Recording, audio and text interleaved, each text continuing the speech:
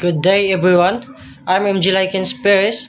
Today, I want to explore the significance of life histories and biographical research in understanding not just individuals, but also the societies they live in and influence.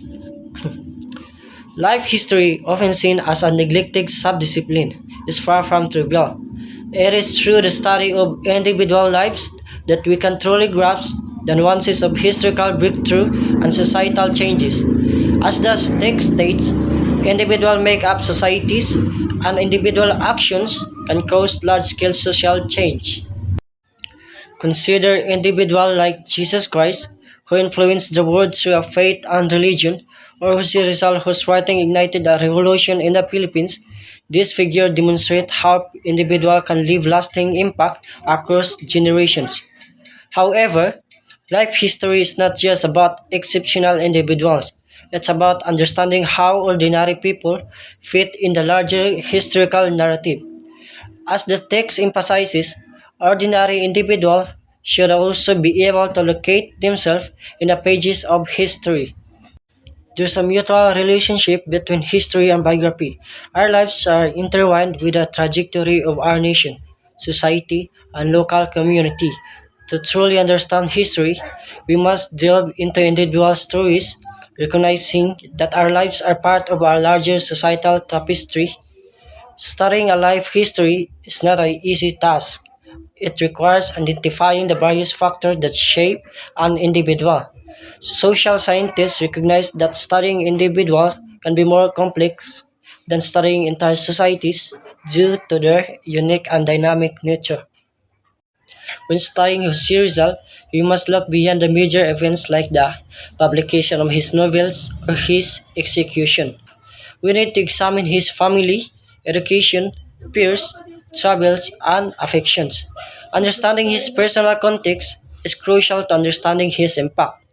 It's also essential to understand the context in which Rizal lived. What were the characteristics of Calamba, Laguna in the 19th century? What was the most common livelihood?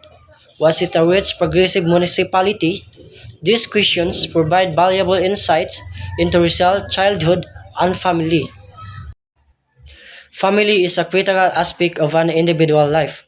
It determines socioeconomic status, religious beliefs, character, interests, and values. Exploring Rizal family and genealogy can reveal how he afforded to study in Manila, his interest in the Calamba Hacienda incident, and who instilled in him the value of education.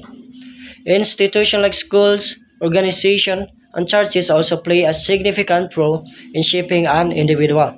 By examining Rizal education at Universidad de Santo Tomas and Ateneo Municipal, we can understand the development of his ideas and his involvement with the propagandistas.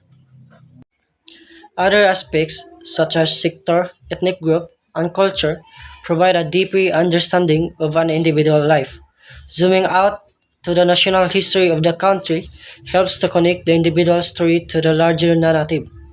Understanding this seemingly mundane aspect of an individual life provides historians with insightful information. It allows us to connect the dots and make sense of the individual's life in its entirety. Now, reflecting on all of this, I come to a profound realization. It's clear that understanding the lives of individuals like Rizal isn't just an academic exercise, it's a deeply human endeavor. We must recognize the multitude of influence that shape of a person, their family, their community, their education, and the broader socio-political context in which they live.